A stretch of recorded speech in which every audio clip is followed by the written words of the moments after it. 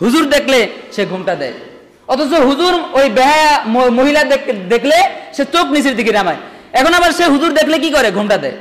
কিন্তু একজন বেহায়া পুরুষ, অশ্লীল পুরুষ, তার সামনে সে তার সৌন্দর্য দেখায়, অথচ সেই সৌন্দর্য দেখার জন্য পুরুষটা প্রস্তুত। সব উল্টা চলছে। রাসূল করিম সাল্লাল্লাহু আলাইহি সাল্লাম বলেন, আল ইসমু মা কাতাতুকা আন রাব্বিকা, পাপ ওই জিনিসই যে জিনিস তোমাকে আল্লাহর থেকে, আল্লাহর নিকটবর্তী হওয়া থেকে দূরে নিয়ে যায়, আল্লাহর সাথে সম্পর্ক ছিন্ন করে, এটাই পাপ। আপনি বলেন, গান শোনার পরে এই পর্যন্ত কয়টা লোক নামাজি হয়েছে? অশ্লীল বেহায়াপনা ছবি দেখার পরে এই পর্যন্ত কয়টা লোক নামাজি হয়েছে? আল্লাহর তাহাজ্জুদ গুজার হয়েছে, আল্লাহর নিকটবর্তী বান্দা হয়েছে? কয়টা ছেলে আগে অসভ্য ছিল, এখন সভ্য হয়েছে গান শোনার পরে? বরঞ্চ সে গানের মধ্যে আসার পরে এখন অসভ্য হয়েছে, আগে সভ্য ছিল। আগে সে আদববান ছিল, এখন গানের আসারে আসার কারণে সে এখন বেয়াদব হয়েছে। এর পাপ কোনটা? রাসূল বলেন, আল ইসমু মা কাতাতুকা আন রাব্বিকা, যেটা রব থেকে সম্পর্ক ছিন্ন করে, দূরে নিয়ে যায়, ওটাই পাপ।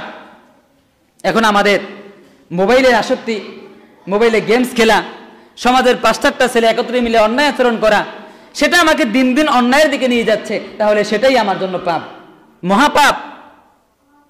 আর যেটা দেখার পরে আপনার মধ্যে রাসূল কারীম সাল্লাল্লাহু আলাইহি ওয়াসাল্লাম বলেন, ফাআইয়্যু কলবিন আনকারাহা, এটা পাপ। দেখার পরে সাথে সাথে সে সেখান থেকে ফিরে আসলো, আল্লাহ তাআলা সাথে সাথে তার অন্তরের মধ্যে একটা সাদা নূর প্রবাহিত করে দিবেন, সুবহানাল্লাহ। সেই নূরের জ্যোতি দিয়ে সে অন্যায় আচরণগুলো থেকে ফিরে আসবে, আর তার নামাজের মধ্যে মন বসবে, তার যে কোনো ইবাদতের মধ্যে তার মন বসবে, আর নচেত ইবাদতে তার মন বসবে না। যে কোনো অন্যায় কাজ তার কাছে ভালো লাগবে, ভালো কাজগুলো তার কাছে মন্দ মন্দ লাগবে। রাসূল কারীম সাল্লাল্লাহু আলাইহি ওয়াসাল্লাম বলেন, কুল্লু বারআতিন কাসিয়াতিন আরিয়াতিন মুতাবাররিজাতিন ফিতনা আলা কলবিকা আন ইয়ালআনাহা ইলআনুহুন্না ফাইন্নাহুন্নাল মালউনাত। নবী করিম সাল্লাল্লাহু আলাইহি ওয়াসাল্লাম বলেন, এই পৃথিবীতে একটা মাত্র প্রাণী আছে, যেই প্রাণীর নাম হচ্ছে শুকুর। শুকুর তার আরেক স্ত্রী শুকুরকে অন্য এক পুরুষ শুকুর ব্যবহার করলে সে খুশি হয়। এই প্রাণীর মতো আচরণ তারা করে যারা তাদের আপন মেয়ে, আপন স্ত্রী, আপন বোন, আপন মা, এরা যখন অন্য পুরুষের সামনে দেখা হলে তারা খুশি হয়। তাদের সৌন্দর্য দেখলে বাহিরের পুরুষ যখন খুশি হয়, তখন তার মধ্যেও একটু খুশি খুশি লাগে। ওই ব্যক্তিকে রাসূল শুকুরের সাথে তুলনা করেছেন, নাউযুবিল্লাহ। ওয়ালানুহুমুল লাঈনুন, এখানে বলা হয়েছে ইলানুহুন্না ফাইন্নাহুন্না মালউনাত। মালুন কারে বলে? যে লানত প্রাপ্ত, আল্লাহ লানতের মধ্যে আছে। কিছু কিছু লোক আছে, তার মেয়ে একটু সুন্দর, তাকে বাজারে পাঠিয়ে দেয়, তার বন্ধুরা দেখে, তো তোমার মেয়েটা তো খুব সুন্দর, এটা বলার পরে তার কাছে একটু ভালো ভালো লাগে। রাসূল বলেন, ওই ব্যক্তি শুকুরের চেয়ে নিকৃষ্ট, সে ব্যক্তি লানত তার জন্য। আবার তার বোন বাজারে গেছে, তার বন্ধুরা খুশি হলো যে তোমার বোন তো আজকে দেখলাম বাজারে আসছে, খুব সুন্দর। এক্ষেত্রে এই বোনকে দেখানোর পরে যে খুশি হয়, তার স্ত্রী বাজারে গেছে, তার বন্ধুরা বলছে তোমার স্ত্রী তো খুব সুন্দর, আগে তো দেখি নাই কোনোদিন। এই কথা বলার পরে যদি আপনার মনে একটু ঝিলিক না মারে, যাহারে আমার স্ত্রীকে দেখার পরে তার চোখে চক্ষু শীতল হয়েছে, তাহলে আমি তো লানতের মধ্যে পড়ে আছি, এরকম ভয় আপনার মধ্যে যদি ঝিলিক না মারে, তাহলে মনে করবেন আপনি লানত প্রাপ্তর মতো চলে আসছেন আল্লাহর পক্ষ থেকে। এভাবে করে একজন মহিলার জন্য 4 জন ব্যক্তি আল্লাহর সামনে আসামি হতে হবে। আপনার মেয়ের জন্য আপনি বাবা হিসেবে, আপনার বোনের জন্য আপনি ভাই হিসেবে, আপনার স্ত্রীকে আপনি স্বামী হিসেবে, আপনার মায়ের জন্য আপনি পুত্র হিসেবে আল্লাহর সামনে আসামি হতে হবে। সুতরাং এক্ষেত্রে সাবধান। রাসূল করিম সাল্লাল্লাহু আলাইহি ওয়াসাল্লাম বলেন, দুনিয়ার ধোঁয়া মানুষের শরীর নষ্ট করে। ধোঁয়ার মধ্যে দেখবেন ট্রাকের পিছনে ধোঁয়া আছে, এরপরে আগুনের ধোঁয়া আছে, অন্যান্য ফ্যাক্টরির বিভিন্ন ধোঁয়া আছে, এখানে পিচ ঢালাই দেয়, পিচ ঢালাই সেখানে একটা ধোঁয়া আছে, গন্ধ আসে, দুর্গন্ধ। রাসূল বলেন, এই ধোঁয়ার দুর্গন্ধে মানুষের শরীর নষ্ট হয়, কিন্তু মেয়েদের ধোঁয়ার দুর্গন্ধে তাদের ঈমান নষ্ট হয়।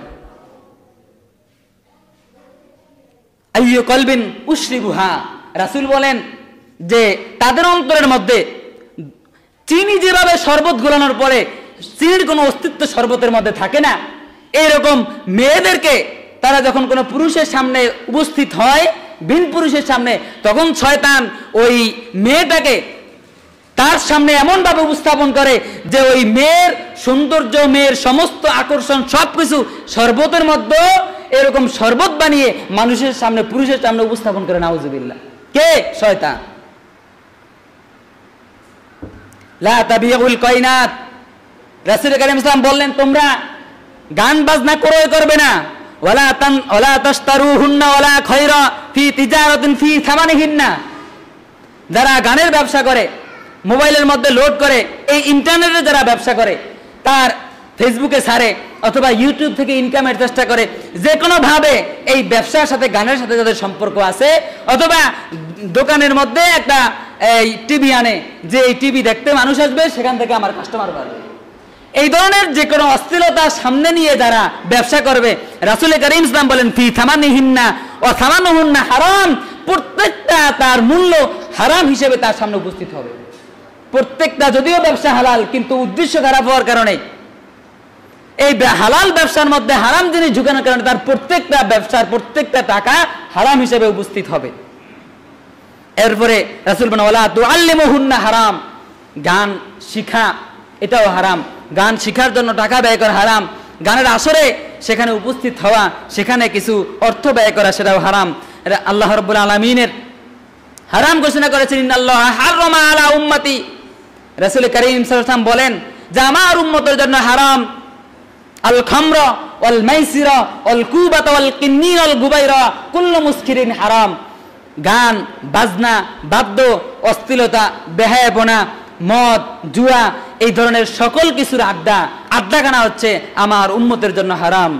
রাসূল কারীম সাল্লাল্লাহু আলাইহি ওয়াসাল্লাম বলেন মান জালাসা ইলা কাইনাতিন, যে একজন গান গায় অথবা গান এক জায়গায় চলছে, সেখানে যে ব্যক্তি বসলো, ফা সামিয়া মিনহু, এবং তা শুনলো, সুব্বা ফি উযুনাইহিল আনাকু ইয়াউমাল কিয়ামা, কিয়ামতের দিন আল্লাহ তাআলা তার দুই কানে সীসা ঢেলে দিবেন। এখন দেখেন যে আপনার সামনে একজনে 1 কোটি টাকা আপনার হাতে দিতেছে, এমন অবস্থায় আরেকজনে আপনার কানের মধ্যে একটা শলা দিয়ে গুঁতো দিচ্ছে, আপনি শলার গুতায় কানের মধ্যে এত পরিমাণে কানের ব্যথা, কিন্তু প্রচন্ড ব্যথা, একটা সামান্য গুতা খাওয়ার পরে আপনার কানের ব্যথায় কোটি টাকার কথা আপনি ভুলে যাবেন, যে আগে আমাকে ডাক্তারখানা নিয়ে যাও। আপনি অনেক সময় স্ট্রোক করে ফেলে মানুষ, কানের ব্যথা এত প্রচন্ড পরিমাণ, সেই কানের মধ্যে আল্লাহ তাআলা গরম সীসা ঢেলে দিবেন। সীসা কি জিনিস যে লাগার পরে উঠবে না, এখানে লেগেই থাকবে। মনে করেন আপনার আগুন লাগছে, ধুয়ে ফেললেন চলে গেছে, এরকম না। সীসাটা হলো যেখানে লাগছে সেখানে তো লেগেই আছে যতক্ষণ সেটা না জুড়াবে। আর গরম সীসা আল্লাহ ঢালতেই থাকবেন নাউজুবিল্লাহ কানের মধ্যে। এই কানের মধ্যে গরম সীসা ঢালবেন আর বলবেন শোন, তোর কত শখ ছিল গান শোনা। এরপরে রাসূল কারীম সাল্লাল্লাহু আলাইহি ওয়াসাল্লামের সামনে এক সাহাবী গিয়ে প্রশ্ন করল, রাসূল আপনার এক অমুক লোক, সে ব্যক্তি গান শুনতে শুনতে ঘুমায়। রাসূল বললেন লা সালাতা লাহু, লা সালাতা লাহু, লা সালাতা লাহু, এর জানাজা পড়তে যাবে না, এর জানাজা পড়তে যাবে না, এর জানাজা পড়াবে না, 3 বার রাসূল ঘোষণা করলেন। এরপরে 4 মাযহাব একমত, কদ ইন আকাদাল ইজমাউ আলা আন্না সিমাআতাল গিনাআ ফিসকুন। 4 মাযহাব একমত, ইমাম আবু হানিফা, ইমাম শাফি, ইমাম মালিক, ইমাম আহমদ ইবনে হাম্বল, 4 মাযহাবের উলামায়ে কেরাম একমত হয়ে বলেছেন যে আলা আন্না সিমাআতাল গিনাআ ফিসকুন, এই গান শোনা হচ্ছে একটা কুফরি, গান শোনা হচ্ছে একটা কবিরা গুনাহ। ও জুলুসুন ফি মাজলিসিহা নিফাকুন, আর এর মধ্যে বসা, গান শুনতে বসা, এটা হচ্ছে মুনাফিকি। ও তালাজ্জুজা বিহা কুফরুন, আর এই গান যদি শোনার পরে কার মনের মধ্যে একটু ভালো লাগে, এটা হচ্ছে কুফরি। সুতরাং আপনার বিয়ে বাড়িতে গান বাজানোর পরে যদি আপনার কাছে ভালো লাগে, আপনার সাথে আরো 10 জনের ভালো লাগে, সবাইকে আপনি কুফরি করালেন।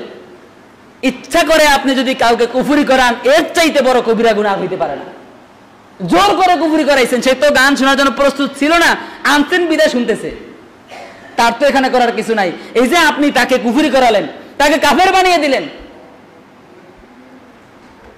মান মাতা ওয়া ইনদাহু জারিয়াতুন মুগান্নিয়া, রাসূল বলেন যে তার কাছে একটা গায়িকা ছিল, একটা গান ছিল, এমত অবস্থায় সে মারা গেল। মান মাতা ওয়া ইনদাহু জারিয়াতুন মুগান্নিয়া, তার কাছে একটা গায়ক ছিল, গান ছিল, এমত অবস্থায় যদি সে মারা যায়, ফালা তুসাল্লি আলাই, তারও তোমরা জানাজা পড়বা না। এখন সে গান শুনে নাই, কিন্তু তার মোবাইলে গান আছে, অসংখ্য গান আছে, এখন শুনে না, কিন্তু শোনা অবস্থায় মারা যায় নাই, কিন্তু গান থাকা অবস্থায় মারা গেছে, তাও রাসূল নিষেধ করেছেন তার জানাজা পড়বা না। তো কত কঠিন কথা চিন্তা করেন। আমরা সমাজের এই বিষয়গুলো এখন অ্যাভেলেবেল নিয়ে গিয়েছি। এখন সমাজের বলেন যে হুজুর ছেলেপিলেরা বাচ্চা কাচ্চারা একটু আউশ আনন্দ করে, বাচ্চা কাচ্চারা যদি আউশ আনন্দ করে ঘরের মধ্যে আগুন জ্বালিয়ে দেয়, সেখানে কি আপনি সমর্থন করবেন? সেটা যেহেতু সমর্থন করবেন না, আপনার বাচ্চা বুঝে না, সে পানির মধ্যে ঝাঁপ দিল, সে মরে যাচ্ছে, আপনি কি তাকে বলবেন যে বাচ্চা মানুষ বুঝে না, থাক অসুবিধা কি, মরে যাক ডুবে? এটা তো বলবেন না। তাহলে এখানে কেন? তার মানে আপনার মধ্যেও একটু আনন্দ আনন্দ লাগতেছে, বাচ্চাদের নাম দিয়ে আপনি সারার চেষ্টা করতেছেন, কিন্তু আসলে সেদিন আল্লাহর সামনে আপনি সারার কোনো উপায় থাকবে।